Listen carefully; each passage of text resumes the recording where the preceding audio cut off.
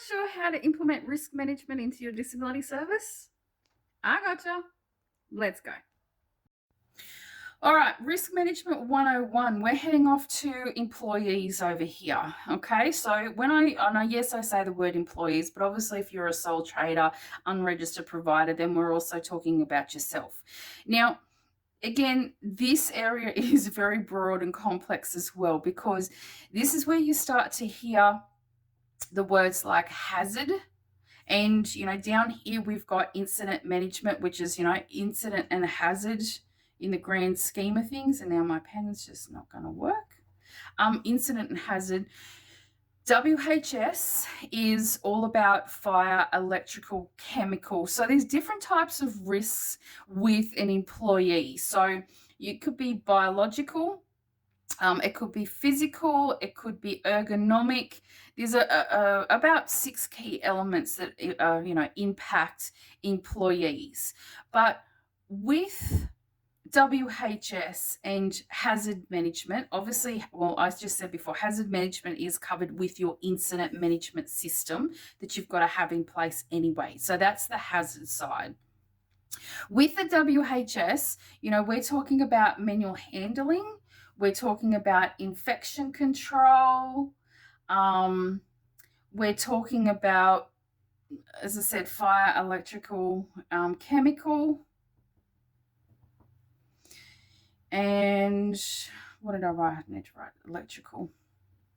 Ergonomics is more, into manual handling stuff as well, but you can actually go into a bit more, like ergonomic sort of setup of offices and workstations and stuff like that. Okay. Realistically, though, on the ground to unfold this, it really starts with something we call a job analysis form. And a job analysis form, right from the beginning, is something that you use during recruitment and not even onboarding. It's before that. It's when you choose to either do the role yourself or employ somebody to do the role. You actually sit down with a job analysis form. And a job analysis form, for the lack of better words, is a gap analysis. So it tells you you go through on the form what needs to be required to perform the role, and obviously then it identifies the risks that have been identified using this job analysis form. So the form identifies the risks, then you start putting other things into place to, manage the other elements, so them other 5 key areas that have been identified in the job analysis form. So, for example, it could be, say, infection control. So if you've got somebody obviously doing personal care, toileting, we need to consider infection control. So again, you would start down here, infection control policy and procedure.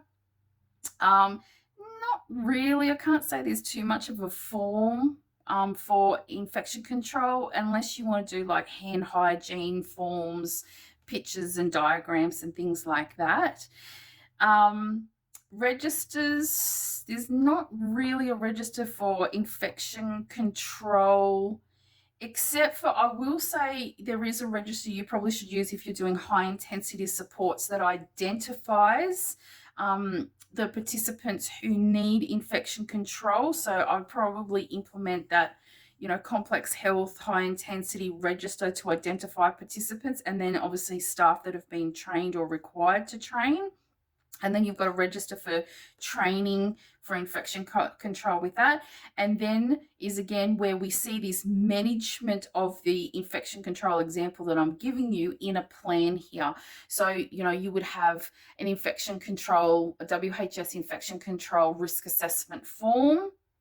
You would also have the same type of form with manual handling, fire, electrical, all that type of stuff as well. Okay, so this is again when I said you use, your forms to identify. So you would identify it through the job analysis form and then see what you have to put into plan, whether it be the forms, registers, or the other forms, registers, and definitely plans in place for your employees.